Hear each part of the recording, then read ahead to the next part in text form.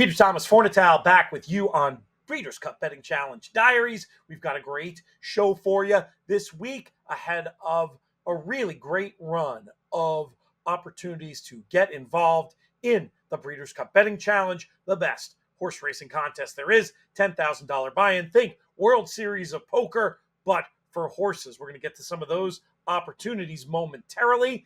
We've got some guests coming up a little bit later, but we're going to start off by giving props to the folks who qualified for the BCBC last weekend. And we're going to start with Carl Broberg. God, we need to have on these shows. Was a trainer for a long time, a big contest player as well. Great to see him punching his ticket over at horseplayers.com, along with John Hayes, Robert Childress, and then we had two partial qualifiers as well. Raj Satyan and Michael Albinanti both won $5,000 partial entries to the BCBC. They'll try to pair those with another or potentially pony up the cash and get that $10,000 buy-in. Meanwhile, at Kentucky Downs, the King of the Turf contest, biggest contest in their history, 134 entries for big money showed up. At the end of the day, it was Dr. Ronald Tang who got the money. We'll be speaking to him a little bit later on. Two other qualifiers to mention, Richard Pawlowski and David Rink. Good to see so many folks competing at Kentucky Downs. If you missed those opportunities to qualify, don't worry, there'll be more. You've got games every weekend day, really feeders every day over at horseplayers.com. If you want to start your journey, we always encourage when it comes to feeders to plan our Horse Players Happy Hour games. We're going to have another one of those on Thursday, $20 to play, and the money goes to Thoroughbred Aftercare. So check that out. Check out the full schedule of feeders, qualifiers over on horseplayers.com. Meanwhile, there's also big action at Woodbine this Saturday, one of their big days of the year, the Woodbine Mile. They've got you covered for BCBC qualifying action. You can find the rules and all the particulars about that contest over at inthemoneypodcast.com/Woodbine. They're really the big game in town as far as track contests go, in addition to those Horse Players qualifiers this weekend. Then on the 21st, big day of racing, twinspires.com has a qualifier. Midweek BCBC qualifying action on the 26th of September. That's going down at Canterbury Park. Worth looking into that. And then September 28th, the new big one from our friends at First and Express Bet. It's the California Crown contest. You can get all the information about that if you go over to expressbet.com/tournaments, and there'll be a full schedule of ways to feed into that big contest on Cal Crown Day. Going to be a great day of racing. I'm going to be there in person. If you're out there, reach out, say hi. Always great to get a chance to talk to horse players, especially those who are interested in contests. I've been known to be a contest Sherpa at times. I can take a look. You can tell me about what you like to play, what type of contests you have experience with, and I'm happy to give advice as to what I think the best way for you to pursue your interest in contests might be. Okay, let's get on to our first guest on this week's Breeders' Cup Betting Challenge Diaries. Happy to bring in our first guest on this week's Breeders' Cup Betting Challenge Diaries, one of our regulars, Tyler Hoffman. Tyler, who has already punched one ticket for this year's Breeders' Cup. I understand you had a little bit of an adventure in the Saratoga contest a couple weeks ago. Yeah, I'm still kicking myself a little bit for the way that one went. I knew that what the target score was going to be for that one. I had two plays that could have got me there. But the way that I constructed my daily double bets, unfortunately, I didn't pull the trigger on the right one. And unfortunately, I ended up with 0 instead of being near the top of the leaderboard. That's interesting because I also had such a tough moment there ahead of that race, trying to decide in the big one that day. There was so much market enthusiasm for Torpedo Anna. She looked so good, but I also had my previous loyalty to Fierceness. I ended up using neither of them in addition to Sierra and going down with the ship there. What was the decision that you didn't make or did make that put you in the hot water on that day? Well, the Traverse was where that specific race was where I was going to end my bankroll at. And I figured depending on what the leaderboard looked like, I was probably going to make some sort of big bet, either with Fierceness or Torpedo Anna. I didn't even really construct the bet because until I had the bankroll, it really wasn't that important to me.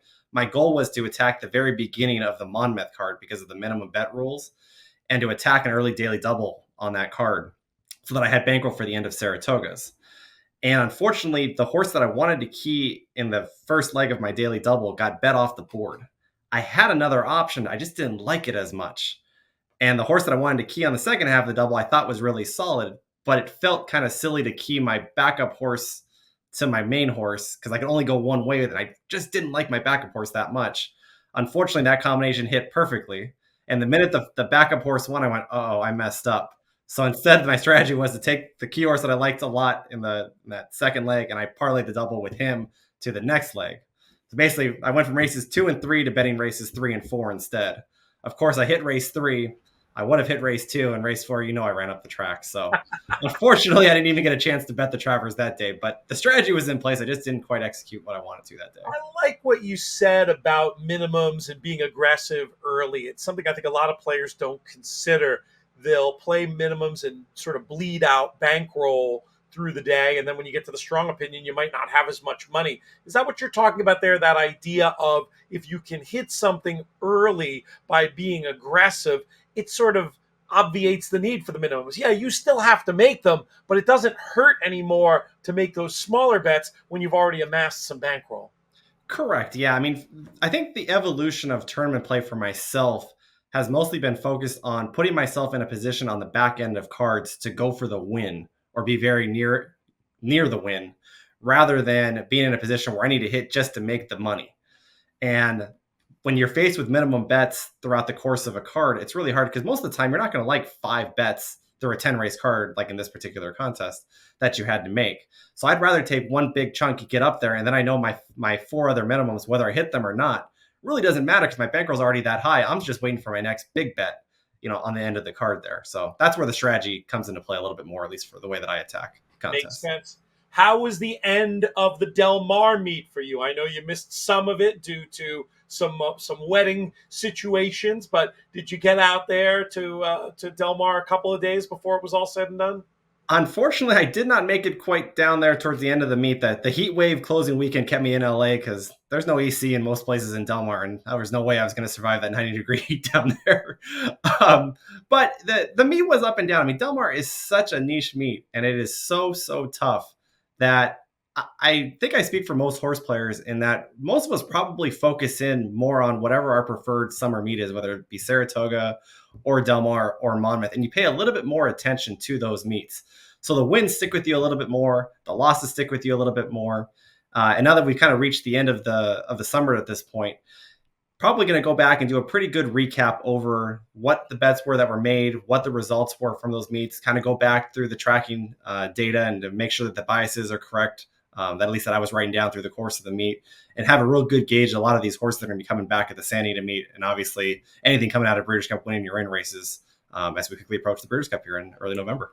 Well, that's the perfect segue to my next question. You've got a BCBC entry already. What does your prep work look like? Unbelievably, for somebody who's been following the game for a while, some of these horses have already had their last prep before. Some have one more race. How does the way you look at the racing world change at this critical time of year as we approach the run-up to the Breeders' Cup Betting Challenge? I think what you said, Pete, is perfect. I mean, then up until it feels like probably the last 3 or 4 years, you never had all of these Breeders' Cup horses running their last prep race in late August, early September. I mean, that just wasn't a thing. You had the first couple weeks I should say the last couple weeks of September, first couple weeks of October as opportunities to get one more prep race in and to really see who was coming into the Breeders' Cup strong and who was training up to it and those kinds of factors. So for me personally, I'm now going back through every win in your in Breeders' Cup race throughout the whole year. I want to go back and watch every single one of them because a lot of them I didn't bet or probably even really handicap. And so I want to go back through and see what that looked like visually, take my own trip notes on those, just notate the progression on those types of horses, those types of runners, and just start looking at it from that way. I'll also start paying a little bit more attention now to replays for the European runners that have already committed to the Breeders' Cup, start getting a little bit more of a feel of what those look like, who's been, perhaps waking up or maturing over the course of the European calendar over there, and start making notes that way. I love it. I think it's smart. You can never really over prepare. I guess you can theoretically over prepare for the Breeders' Cup, but the best way to do it is just sort of parse out the work over an amount of time. And I think it just puts you in a better position to succeed. Paul Sherman, in a book I wrote years ago, The Winning Contest Player, said you can prepare your way to a good mental state. Sounds like that's part of your act as well. Oh, absolutely. I mean, you don't want to form really any opinions at this point. I don't want to lock myself in emotionally with any particular Breeders' Cup runner one way or another. But I do want to have a little bit of an idea of who has been maturing and who perhaps had excuses in some of these big races that are going to be overlooked come Breeders' Cup Day. Because when you really get down to it in the Breeders' Cup, there's not a whole lot of difference from top to bottom. It's a trip. It's a minor excuse in a previous race. It's maybe a workout. I mean, the details between winning and losing are so marginal. And that's why the Breeders' Cup is such a great day to bet. You get that info, then you wait for the pre-entries and then ultimately the post-position draw, and you've already done so much of that work. It's almost like studying for a test. It becomes kind of fun putting the final pieces of that puzzle together. You don't want to be just getting the box out after you have those entries when it comes to a challenge like the BCBC. At least that's the way that I look at it. Absolutely. I couldn't have said it better myself. Great stuff. Tyler, appreciate you. We'll be rooting for you, and we'll check in with you again soon. Sounds good. Thanks, Pete. Next up on the show, a name I've been seeing on leaderboards for the last, 4 years or so, but haven't had him on these airwaves yet. Very excited to today, especially coming off such a big accomplishment.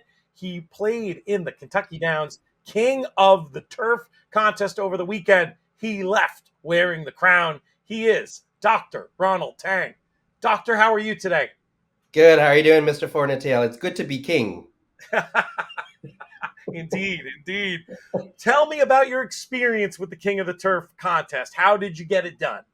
Yeah. So I had 2 entries going into the contest. I always like to have 2. I think that's an advantage in these live money tournaments, which we will talk about a little bit. But so it's a $2,500 entry. So you started with $1,500. So whenever I go into these live money tournaments, I set a goal in terms of a price I think I need to hit to win the whole thing, or if I want to be in the top 10, what I think that'll be. Usually in these live money tournaments, 10x probably usually gets you at least within the top 3 and maybe wins it. So in this case, I was trying to shoot for 15,000 at the end of the day. So every bet that I made in a race would either get me I was trying to get either halfway there or 3/4 away there, because usually you need 1 hit to put you in contention, and if you can get the second hit, that should put you over the top. That's something you probably hear from the Mustaris a lot. So I use that, and then the goal of the number I took that from Matt Miller. So I'm not the smartest person in the room usually. So I like to listen to the experts and kind of get everybody's opinion and then put them along with what I like to do. So You're definitely checking the right names here. We've had Matt Miller as a guest all year yes. long over on our Horse Players Happy Hour shows. And of course, Justin Mustari, one of the players we're following on this very show. And his dad, Frank, has been a guest and a contest legend himself. You've been playing in contests for a few years. Why has the Breeders' Cup Betting Challenge become such a focal point for you? Yeah, I think the Breeders' Cup Betting Challenge is obviously the live money contest that has the largest bankroll. And since I'm playing Breeders' Cup anyways, it just kind of allows me flexibility even to go for a even larger prize. I'm a pick 5 player, so sometimes that may hit or miss depending on the pool. But with these live money pools, you're basically competing to get to a number, and if you get to that number, let's say whatever it is, I think the past couple has been over 100,000, 120,000. Actually, 120,000 with the prize gets you to $600,000. In prize money. So that opportunity cost is so high there to get there. And it's not like you have to be right, like pick 5 in 5 consecutive races. If you press your opinions correctly, like I did in the King of the Turf contest, you could only need to be right in about 2 or 3 races to get you there. Right, right. You can miss and still have an opportunity, and you have so much more flexibility in which races you choose. I imagine that's part of the appeal as well. Oh yeah, absolutely, absolutely. You don't have to, string three winners in a row. You could hit one huge exacta, wait a couple of races, and hit another opinion. The key thing is to just press your opinions and make them count. Race 1, 7, and 10 could be your, Yes, almost manual pick three, as it were. So I've seen your name on a lot of contest leaderboards these last few years, often at the same time.